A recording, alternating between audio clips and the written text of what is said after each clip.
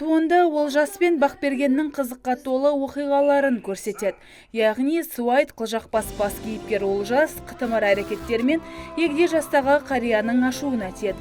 Ол үлкенге құрметі жоқ баланы тәрбиелеу үшін қылқан құлақ етіп жазалайды. Сиқырды тек жасалған жеті жақсылық қана жоя алады.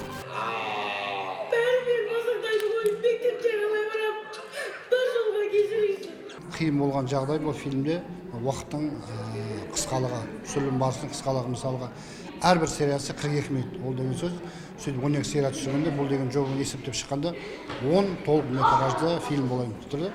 Енді 10 толық метражды фильмді 4-5 айда түсіріп шығу, ол деген сөз өте қиын нәрсе. Туындыны Сақ киностудиясы 5 ай бойы түсірген. Сәтті шығармаққа 50-ге жуық адам тер төкті. Телехикая Күнгейдің табиғаты тамаша аудандарында таспаланды. Бас рөлдерді Нұриман Әділхан мен Ерсұлтан Сіргебай сомдады. Мен өзіме мақсат қойдым, бұл киноны бастадым ба, алып кетем, аяқтаймын деп.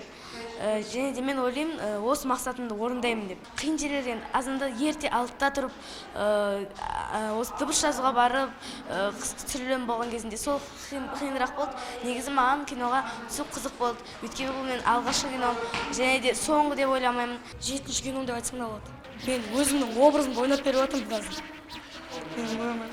Өмірде де мен шу түсіріп аламын деп айтсам болады. Сәл бұзықтау боламын. Кинода осы образымды өзім ойнап беріп жатырмын өзімді. Түсірілім топ телехикая арқылы жас буынның патриоттық сезімін еселеп, отан сүйгіштікке баулуды көздеген. Мақсаттарына да жетті. Кішкентай көрермендер рухани байып, жақсылық жасауға асыға тарқасты. Жақсылық жасау, үлкендерді сыйлау, ешқашан үлкендерге сөз қайтармау, соларды түсіндім. Барлығы жақсы болды, олардың күлдіргендері, ойнағандары жақсы болды. Қалқан құлақ Сақ киностудиясы түсірген 56-шы туынды. Ұжым жыл соңына дейін 2 анимациялық туынды мен 1 телехикаяның тұсауын кеспек. Таңшолпан Шамбай, Талғат Қырғызалиев, Абзал Турабеков, ТВК телеарнасы.